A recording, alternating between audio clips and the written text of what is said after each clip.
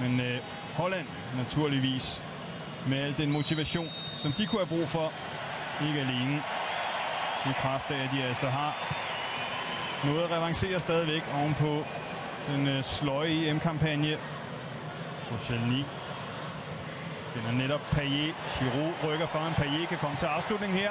Og han må ud i fuld længde Cillessen, og det er ikke slut endnu. Tiltager sig af den her.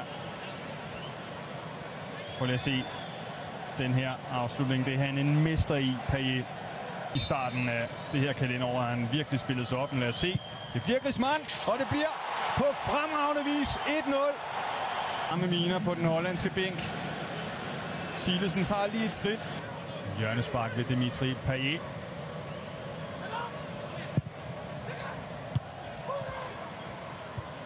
Matuidi 2-0. Olivier Giroud. Nu står vi altså lige om lidt og skal have det her minuts stilhed for Johan Cruyff. Det meget omtalte i kampens 14. spil. Det er ikke altid, de var enige i. De begge to opererede i Ajax blandt andet. Nogle overensstemmelser her, hvor Matuidi drøner igennem, og det er lige ved at blive 3-0 til franskmænd. Hvilken sæson han også har haft Matuidi med PSG. Hvis han kommer i spil. Udmærket arbejde af Bruma her, så er det Promes. De Jong tilbage til Promes. 1-2 igen mellem de to, det er glimrende lavet. Og pulsen op for alvor hos Steve Mandanda. Kombinerer de fint. Giroud, Evra, Payet, den bliver snittet videre, det er lige ved fandt. Igen franskmændene først på nedfaldet, Diarra ud til Payet igen, og der er Griezmann, og så bliver den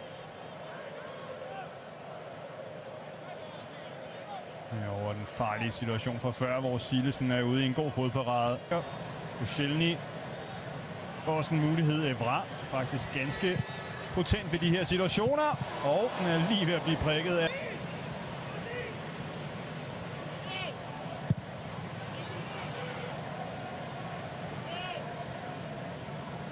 Payet med hjørnesparket nok en gang. Og nok en gang en franskmand for enden af det. Der ellers virker særdeles godt sammenspillet her, hvor der bliver reduceret. Sender den der frisparksbold fra netop indskiftet Memphis i kassen. Er det med hånden? Et mærke til Basur fra Klaassen her. På højre kanten til Promes. Og Klaassen med hovedstød. En rigtig, rigtig fin mulighed, den der. Pragtfuldt indlæg. Og den tidlige reducering her i anden halvleg fra Luc de Jong. Det kan være, at de bliver banket på plads her. Martial. Og det er Payet med afslutningen, og det er på til at lægge afslutningerne præcis der, hvor han gerne vil have den. På taklingen fra Charlie før her. De Jong. Willems med indlægget, og det er meget, meget.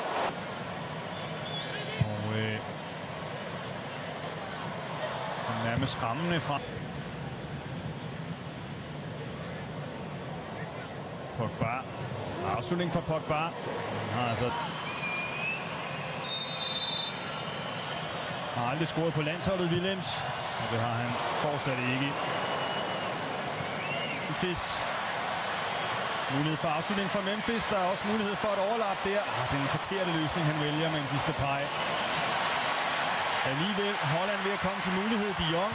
Det er lidt store bevægelser, men Klaassen lige lapperne på staden. Et godt arbejde. Og De Jong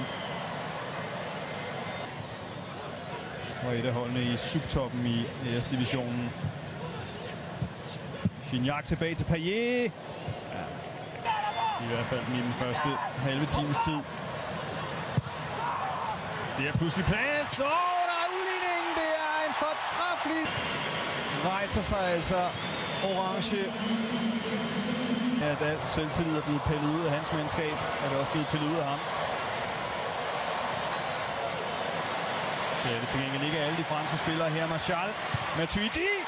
Hold da op, det var ikke mange øjeblikke af det på jeg lige trække i land på Frankrig som absolut favorit.